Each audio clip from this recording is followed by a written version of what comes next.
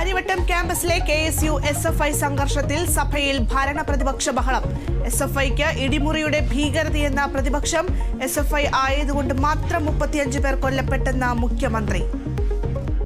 ഈ കേരളത്തിലെ ഏറ്റവും ഒടുവിൽ രക്തസാക്ഷിയായ ധീരജ് രാജേന്ദ്രൻ അടക്കം 35 പേരാണ് SFIയുടെ പ്രവർത്തനം നടത്തിയതിന്റെ പേരിൽ കൊല ചെയ്യപ്പെട്ടത്.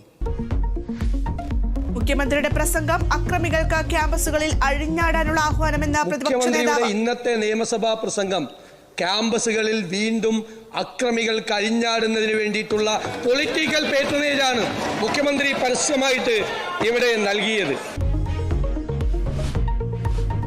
KPCC president K. സുധാകരനെതിരെ കൂടോത്ര അന്ധവിശ്വാസ പ്രയോഗമെന്ന ആരോപണം.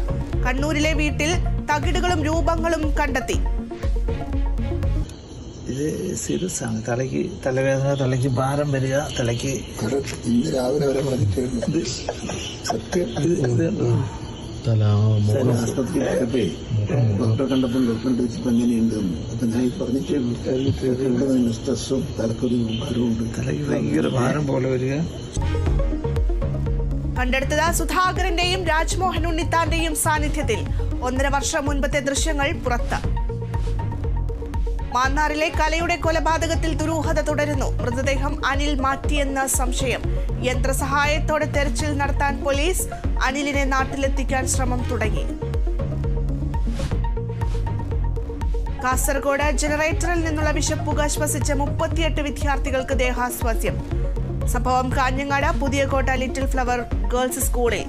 അസ്വസ്ഥതയുണ്ടായത് സമീപത്തെ ആശുപത്രിയിലെ ജനറേറ്ററിൽ നിന്നുള്ള പുക മൂലം. ഉത്തർപ്രദേശ് ഹത്രാസ് ദുരന്തത്തിൽ 6 പേർ അറസ്റ്റിൽ. പിടിയിലായത് പരിപാടിയുടെ സംഘാടകരായ ഭോലെ ബാബയുടെ അനുയായികൾ. ദുരന്തത്തിൽ മരിച്ച 121 പേരെയും തിരിച്ചറിഞ്ഞു.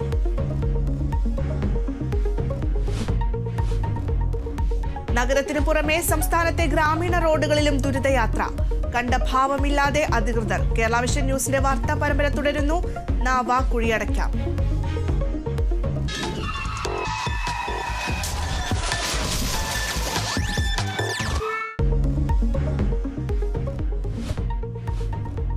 T20 ലോക കിരീടവുമായി ഇന്ത്യൻ ടീം മുംബൈയിൽ.